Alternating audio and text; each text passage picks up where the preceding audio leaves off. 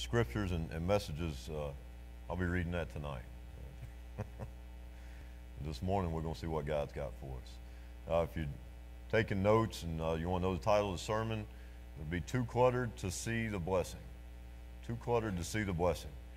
I know in our area anyway, and I would imagine most areas where car dealerships are prevalent, that about this time, November and this time of year, we start seeing commercials from local dealerships trying to clear out their inventory from the year before. You know, and you think about it, and you think, well, why do they really need to clear out all that inventory? Excuse me. And the reason for that is they need to get rid of the cars from the previous year to make room for the new cars coming in. They just got, you know, they only have so much space. They got new cars coming in. They need to get rid of what they haven't sold yet. And that's usually when you can go and find you a pretty good deal on a car if you're looking for a new one. But essentially, they spent the last 11 or 12 months, you know, piling things up is what it boils down to. And now they need to clean the slate, if you will, to clear out the room and you know, make space for these cars, these new cars to come in. And when you think about our lives and you think about what we go through, we also tend to do this stuff with our kids' rooms and stuff around Christmas. When Christmas rolls around, we find ourselves cleaning out their old tools or toys, some of them tools. I obviously never got any tools. Y'all have seen me work around here. I'm not very proficient with that stuff, but somebody should have bought me some. But nonetheless, we get rid of their toys, we get rid of their clothes, we get rid of things. We make room for the stuff coming in Christmas.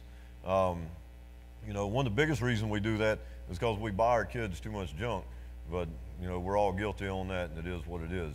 I know there's a lot of us, you know, probably even worse off than what I was at Christmas that can say, listen, I didn't need to clean out anything. I had plenty of room.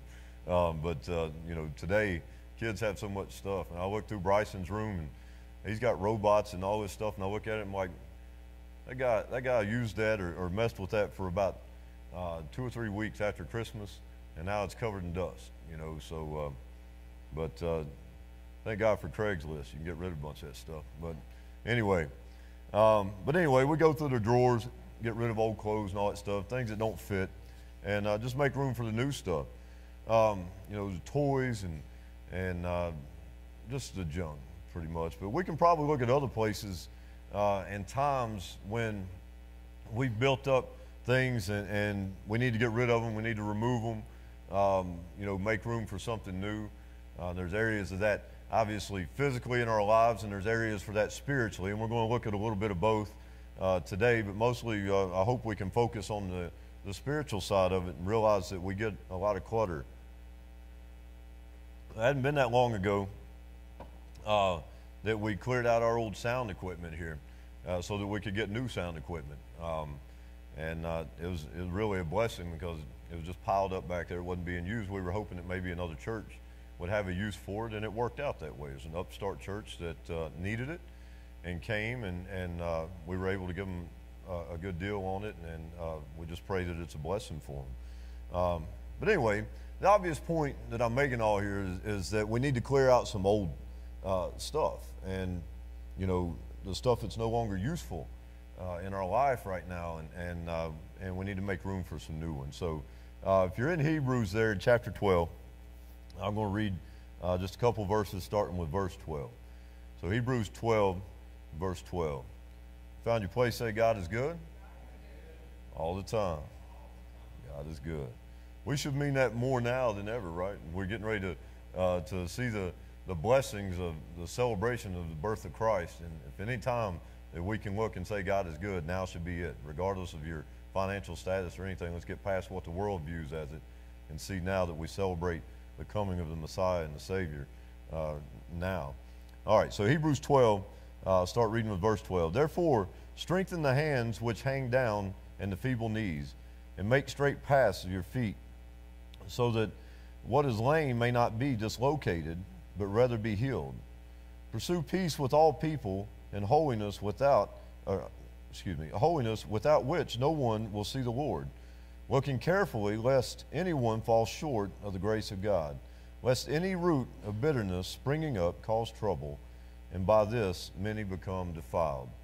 So here we see the Hebrew writer is kind of making some reference, and we'll look back on it at the beginning of this verse or this chapter. The references about a race and things like that. But I'm going to be honest with you in this. Usually by the time Christmas rolls around, I'm carrying a lot of junk from the last several months, and I don't mean physically, I mean spiritually. When we start coming up on the end of the year, a lot of us take time to reflect on what we've done in the year or what we've gone through in the year. And of course, New Year's coming up around the corner. Everybody's making their resolutions that, I think statistically, something like 93% of the people who make a New Year's resolution never stick to it. But nonetheless, a lot of that comes, and the reason we feel like we need to do a lot of that is because of all the junk we've picked up throughout the year and the things that we're carrying around with us and the things that create obstacles in our life that put those barriers between us and God in our lives. But nonetheless, I usually by this time I start looking at that throughout the year, and I think of all the things that I've gone through and the good things, the bad things, and and here's the thing is most of the time you can look and see where the good things far outweigh the bad things in that year. If you always see it the other way, your mirror is probably jacked up. Okay, you're probably looking at something wrong because. If you are, you're probably a pessimist, and everything is, the cup's always half empty instead of half full, and things like that. And most people I know who are pessimistic are miserable to go along with that. So I'm praying that maybe you're not that much of it. A little bit of it is not bad, but to live your life just with those views usually will drag you down. But anyway, there's times throughout the year when I grow really weary. And sometimes it's harder than others, and sometimes the burdens are heavier, and I feel like I'm just weighed down. And there's other times when I feel like I'm full steam ahead and everything's going well. And I'm sure you can relate to that because I see a lot of what you guys go through. I see sometimes that you guys seem like you're on cloud nine, sometimes you don't. And a lot of times that is dictated by the people around us. The people that we care about and the things that they're going through, or the people that we care about and the things that they put us through. And all these different events in our lives, they'll lift us up and they'll tear us down. So a lot of that is dictated, by things that are outside of our control. But one of the things that I experience is, as a pastor, that I've had to learn this pastor thing, right? I spent most of my life not caring about anybody but me, and my wife and my kids or whatever. As far as anybody else went, it's good for you, whatever. And I don't say that proudly. I just say that's just the truth. That's the way I was.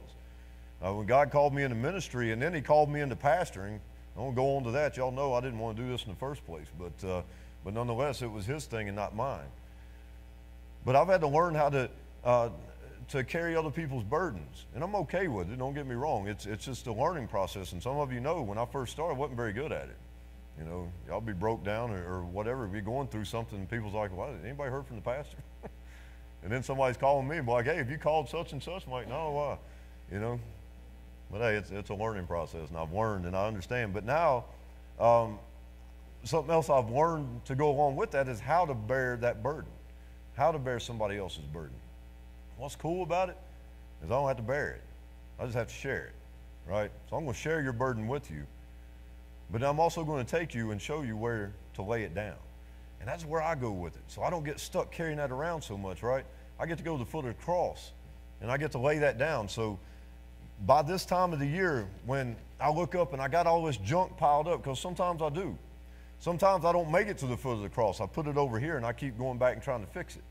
And every time I go back and try to fix it, I realize how much more of a mess I'm making of it.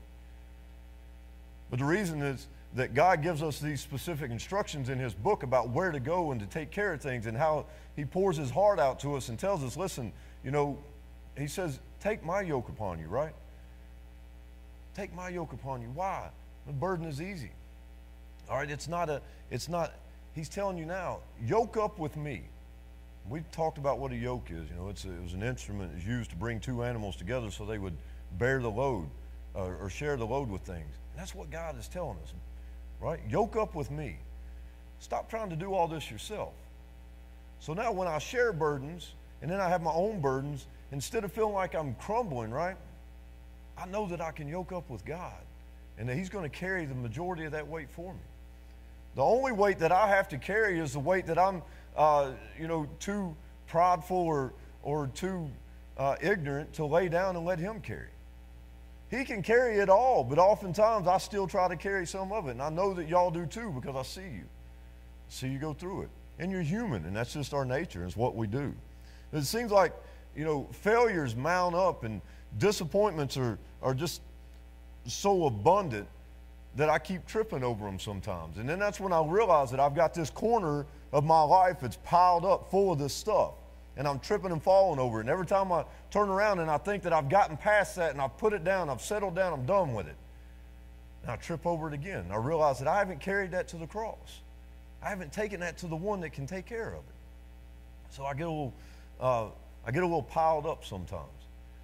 And then the end of the year comes and we talk about the things that we want to do better in our life or whatever. And usually at that point, that's when I don't necessarily make a New Year's resolution as much as a spiritual resolution. And I go ahead and I take all that stuff and I try to get rid of it. So then my corner's cleaned out again. By this time next year, I'm going to be tripping over more burdens and more disappointments and more things that I put over there that I've failed to take to God. But I think it's a cycle that a lot of us go through. I know men who say that they can go and get in their prayer closet or they can go and spend their time with God daily, and that they lay everything down there and that they don't have that clutter. And you know what?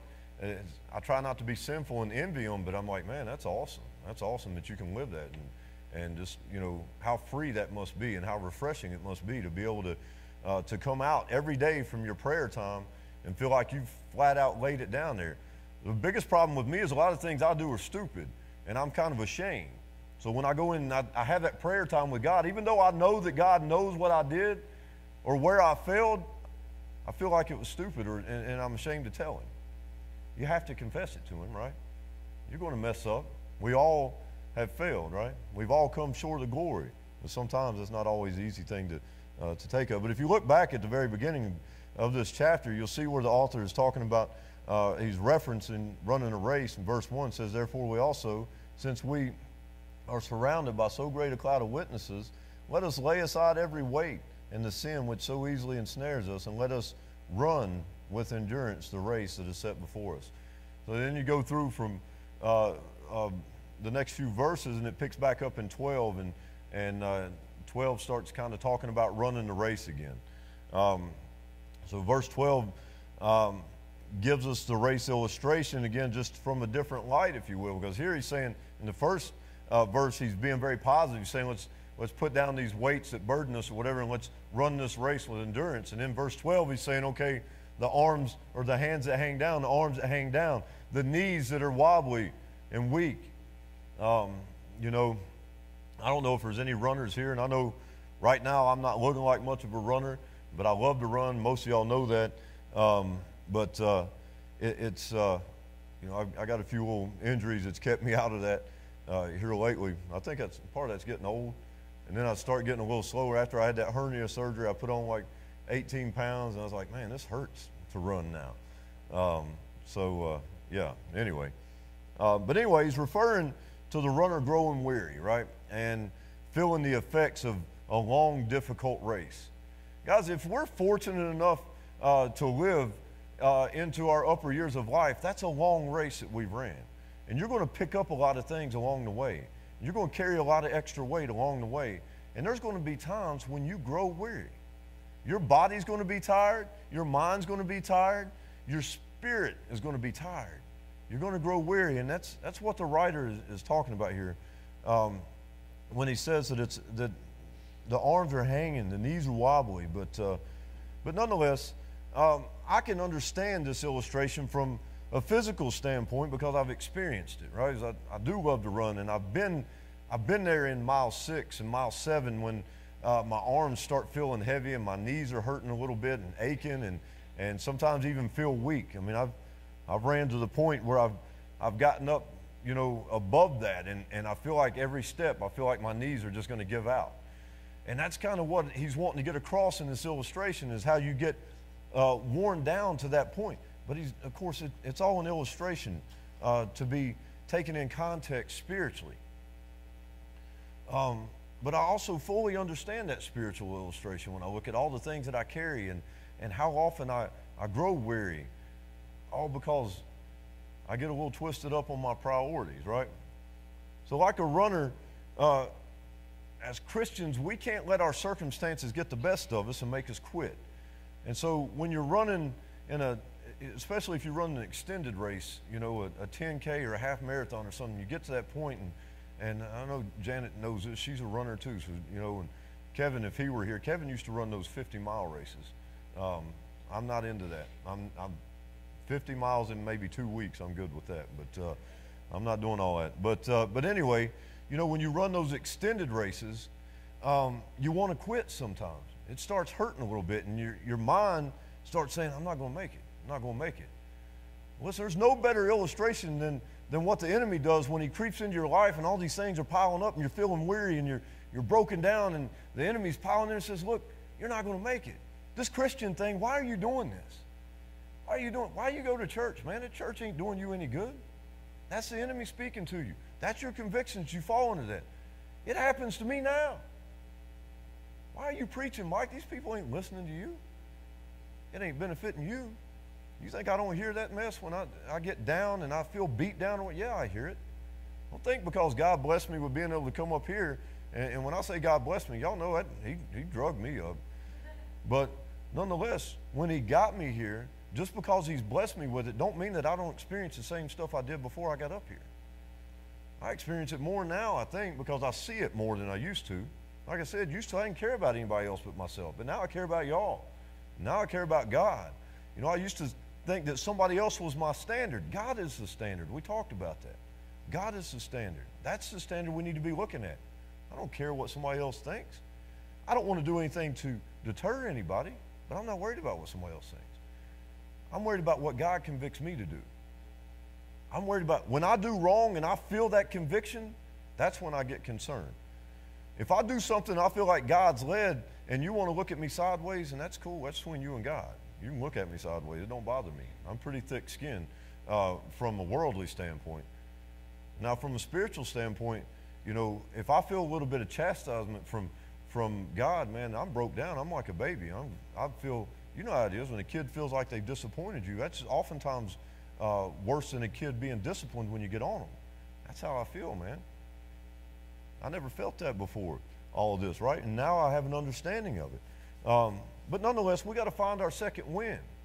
And that's what he's telling us here. We got to find that second wind. And in 13 he says, and make straight paths for your feet, so that what is lame may not be dislocated. In other words, so when you're feeling a little bit lame, don't just get broke down and give up. Make straight that path. Find your second wind. You know what's cool? Is Christ told us that, what? I am the breath of life, right? So there's your second wind. There's your second wind. I worked a crash I didn't work the crash. I was there when somebody else was working the crash because I went to the county and now I don't have to work crashes, and that's cool.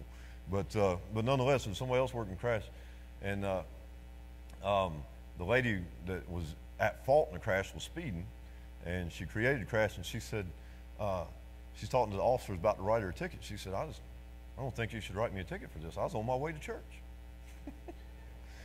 And she said, the Lord is my co-pilot.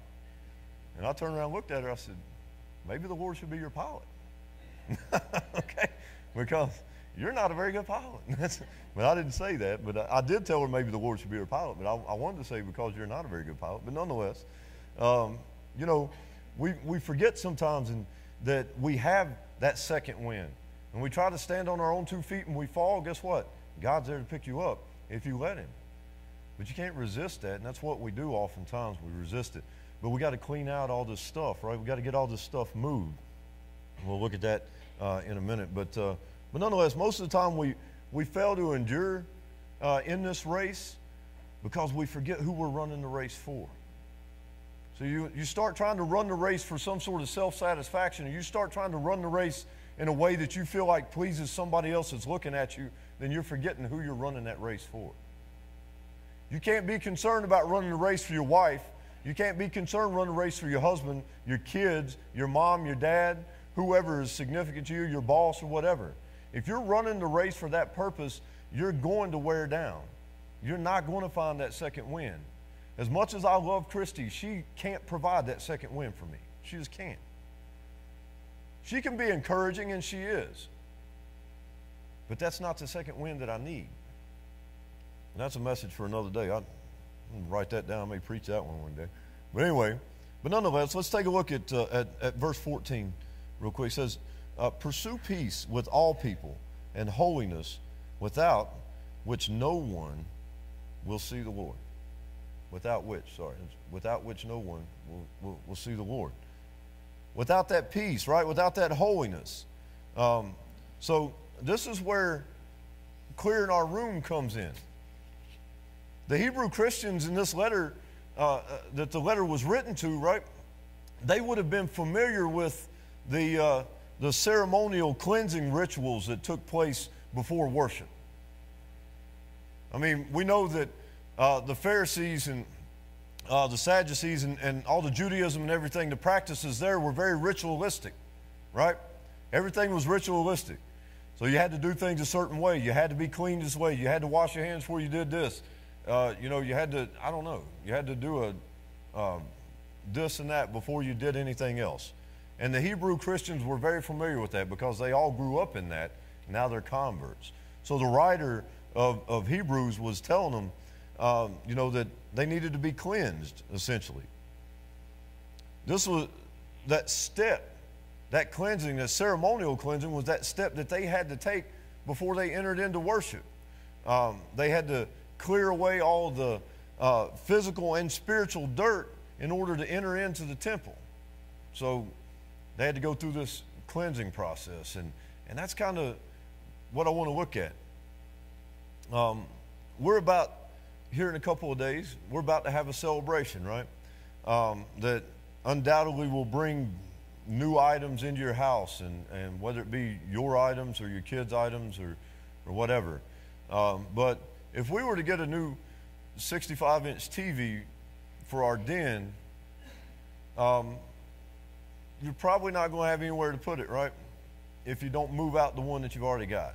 And I'm not saying you already got a 65-inch, but whatever TV you have, if you're like me, you're a creature of habit. I want my TV in a certain spot, so I'm not going to move it. So I can't get a new TV and just put it in a different place in the room, maybe have two TVs. That ain't going to work because I want my TV right there. A couple of years ago, Christy made me move the furniture around in the bedroom, and it relocated the TV, and I didn't like it. I don't like looking at I was laying like having to lay sideways and look at the TV. I don't like that. I want to be able to kick back and pile my pillows up and put my hands back like this and see the TV. So after I whined about it long enough, she let me move it back. Notice I said she let me move it back. I didn't tell her anything. We've been married almost 20 years. I didn't figure this out. But nonetheless, if you get a new 65-inch screen TV to come into your den or whatever, your living room, wherever you put your TV, it's not going to do you any good unless you move out the one that you got there in the first place. You've got to clear space, right, for the new thing to come in. And I want to encourage us all to approach God's gifts of grace and mercy and forgiveness and love and kindness that same way. The same way. I want us to be able to clear out the things that's cluttered us up for the year and to be able to bring all that into our lives and be renewed with that and refreshed with it, right? I want us to be able to take a step into understanding that it's okay that there's this person that I just can't get along with, this person that I maybe have even despised at a certain point in my life. It's okay for me to move away those feelings that I had and renew my relationship with that person and have forgiveness and have love and have kindness toward that person. There's people right now that God has blessed me with being able to talk to that years ago I'd just soon punch them in the mouth. I mean, that's just the truth. I didn't care. I didn't like that person. I didn't want to be around them.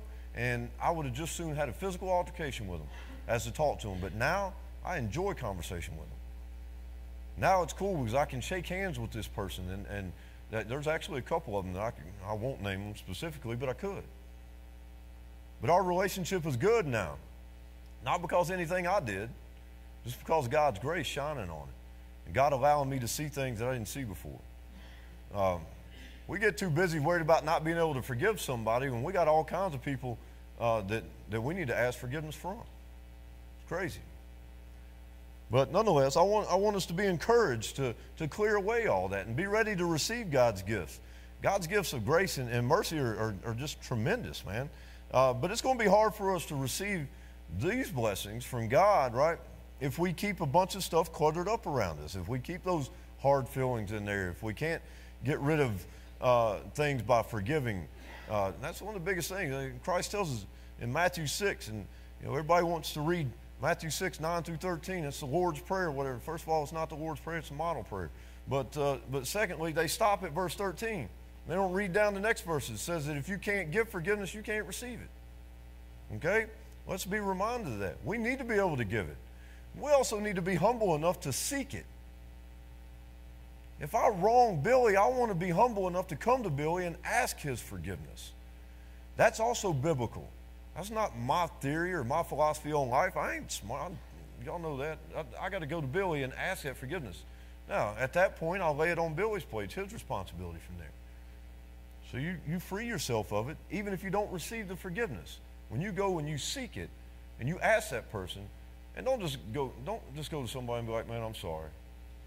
That's cheap. Okay? If I wrong you, and I'm going to say, listen, I need you to forgive me. Will you forgive me for what? For whatever. Because I kicked your cat, whatever. Just forgive me.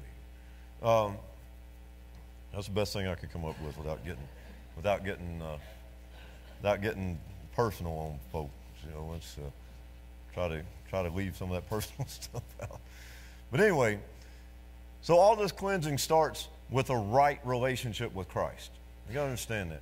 Listen, man, I for years, I've been to church for a long time. Off and on, I told y'all the stories about catching different church buses when I was a kid. And projects, they just roll up, and I didn't know.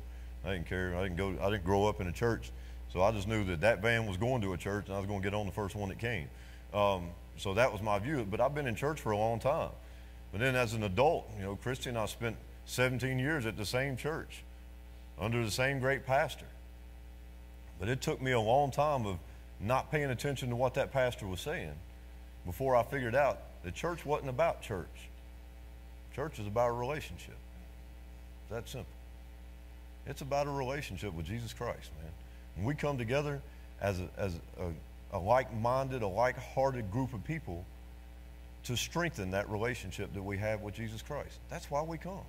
If that ain't why you're here, then I don't understand why you're here. Don't get me wrong, I'm not telling you to leave. I'm just saying, you got to understand that. Don't come because, it's a ritual or it's whatever religion tells you that you should do. Come seeking that relationship. And you'll find a whole lot of things that you didn't realize that church was good for in the process. That relationship helps propel us into a right relationship with the people around us.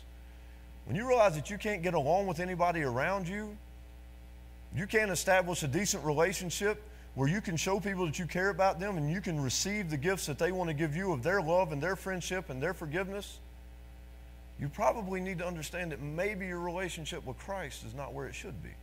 Because if you've got that right relationship with Christ, all that stuff comes natural. It's not you doing it. It's Him. It's Him working through you.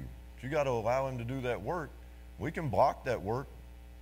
It's free will, right? God don't make us do anything we don't want to do. He gives us the opportunity to do it. He gives us an opportunity to receive salvation. He don't make us receive it. There's a consequence for not receiving it. That's just what it is. People say, well, how could a loving God send people to hell? It's simple. You didn't take that offer He laid out there on the table. That simple.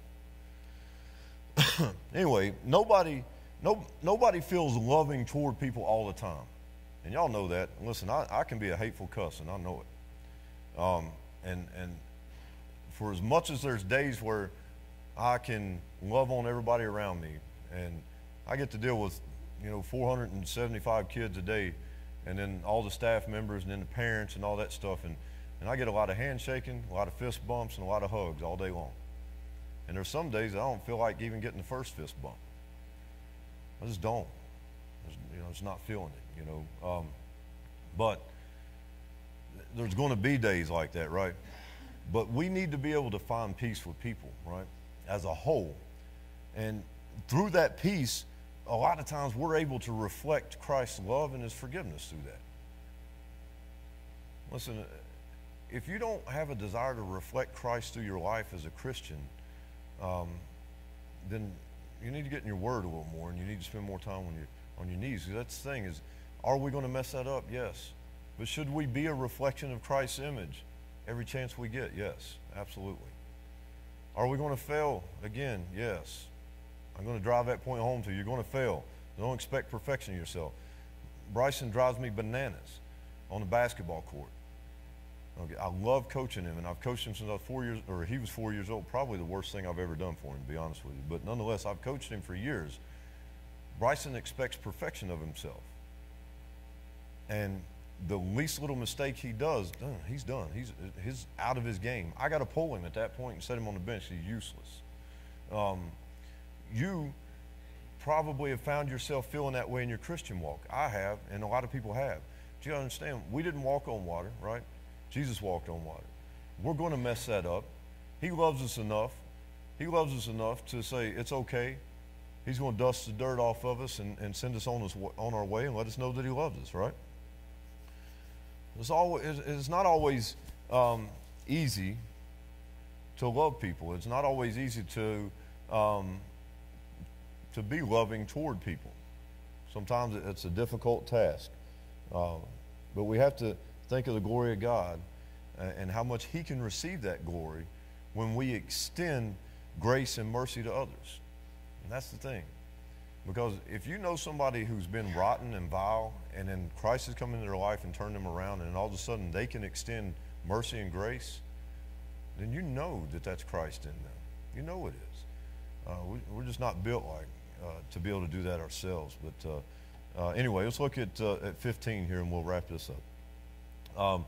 Looking carefully, lest anyone fall short of the grace of God, lest any root of bitterness springing up cause trouble, and by this many become defiled. So he says, looking carefully. That's a subtle reminder to be diligent in examining how you walk your walk. He says, look carefully at what you're doing. Look carefully at how you carry yourself. Look carefully at how you interact with people. Look carefully at what you give off. If you go to a restaurant and the food is not exactly right when they set it on your table, don't be that jerk, you know, that wants to slide it over and be hateful to a waitress or whatever. If you go to a restaurant and your cup's not filled up right when you feel like it should be, don't be that jerk. Extend grace to that person. That's their livelihood. I can't stand somebody that leaves a quarter on the table because, you know, they feel like their service wasn't. I've had service that wasn't good. Don't get me wrong. Your tip will reflect. But I'm not going to leave out of there with just a little bit of change on the table because you're having, I don't know what kind of day you're having. You may be the best waiter or waitress in that restaurant, but you might be having a bad day. Or you might be hammered right now. Or your grandparents may have just passed away. I don't know that, and you don't know that. But the way that you show somebody Christ is that you extend that grace to them anyway, regardless of the job they're doing. Now, when somebody does an exceptional job, I try to recognize that. I try to tip better, and on the way out the door, I try to make sure the manager knows that dude just rocked it, or that lady just rocked it, you know. But the thing is it's you got to look carefully at how you approach people and how you let people see Christ in you and how you let people see that your walk is a walk of faith, not a worldly walk. Don't get caught up watching how other people do it, because that usually will get you jacked up, right? And don't put your feelings, because this is something that I used to be bad for. Don't put your feelings above God's grace. It's easy for me to get angry. Y'all know that. I've shared that with you. I got anger issues. It is what it is. But nonetheless, it's easy for me to get angry, but I try to keep that in. Try to keep it in. Not because it harms me as much as it harms my ministry. It harms my testimony. It harms what God represents in my life. So anyway, it goes on and says, lest anyone fall short of the grace of God. Here's the thing is, y'all know I love to dig into things. I love to read. And William Barclay is a theologian. He said this about that phrase where it says, lest anyone fall short of the grace of God. He said this could also be translated failing to keep up with the grace of God. Failing to keep up with the grace of God. Not the glory of God, the grace of God. Grace is something that we can't we can't seek glory, if you will, but we can seek grace and we can give grace. So he's saying that it could be translated failing to keep up with the grace. And he said this, the idea is that grace, the grace of God is moving on past the pain and hurt of the past, and we should also be able to move on. That's what he's talking about with it. And that's what the writer is trying to relay to us here. This is where I hope we can get. As church, as individuals, as couples or whatever, I hope that we can get to that. So we can be in a position to pass on this awesome gift of grace to someone. Grace is an amazing thing, guys. Grace is simply a gift that somebody don't deserve. All right? God's grace in our life is a gift that we didn't deserve. There are gifts of forgiveness and love and kindness that you can give to people that don't deserve it. And that reflects the image of God. But we also have to be able to accept grace. That's why so many people die lost. King Agrippa said, Paul, you almost convinced me to be a Christian. He wasn't ready to accept grace yet. You got to understand, you're good enough. If God thinks you're good enough to give you his grace, you're good enough to receive somebody else's grace. It's okay. Again, if there's a wrong relationship there, if I've got issues with somebody and that relationship has been tarnished and they want to give me their grace and reconcile that relationship and fix things, I need to be able to receive that, regardless of what it is that caused it. Whether it be something within your marriage, whether it be something within your relationship with your siblings, or within the relationship with your parents or your coworkers or your pastor or whatever. We need to be able to receive that grace. Because you have to understand that grace is coming from a love that that person has for you. Anyway, next here the author refers to a root of bitterness springing up, causing many to be defiled. And we got to be aware of these little roots that pop up, right? I mean, well, they're underground. They always lie there kind of dormant, if you will, but then things come in and feed them, just like we do when we're trying to nurture it, and then you get a sprout, right? You got things like pain and anger and hurt that sometimes spring up, and if we don't get rid of them pretty quick, just like an old oak tree, they'll grow. They'll grow into a big old tree of bitterness. And the next thing you know, that's what you're carrying around, is that great deal of bitterness that has grown from that root that was underground and now has been allowed to sprout, right? Just remember this, man. It's a lot easier to dig up a sprout than it is to cut down a tree. So you got to head it off at the pass. When you recognize these things, there's a place you can go. It's called the cross. It's called the foot of your Savior. And take it and lay it down there and let that root be dug up and thrown away before it grows in. If we allow that bitterness to rule in our lives, then it will hide our testimony with the giant shadow that it casts on our lives. You've got to be aware of that. In turn, it may also be that giant tree. It may grow into a redwood and completely block somebody else's path to salvation. Somebody's looking at you and saying, I don't need that. That person's hateful and angry and bitter all the time and treat people like dirt, and they call themselves a Christian.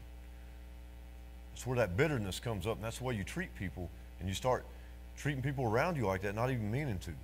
So anyway, all that being said, let's go ahead and clear out.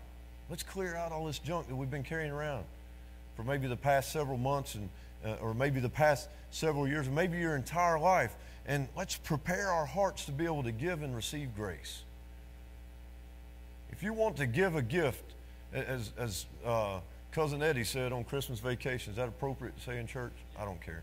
But as Cousin Eddie said, Christmas vacation, he says, that's the gift that keeps on giving all year long, Clark. All right? Listen, let's give and receive grace. That's the gift that keeps on giving forever. Forget about a year, man. That goes forever. And after all, in the Christmas season, we need to be able to give and receive, right? Cool. Bow your head and close your eyes. Listen.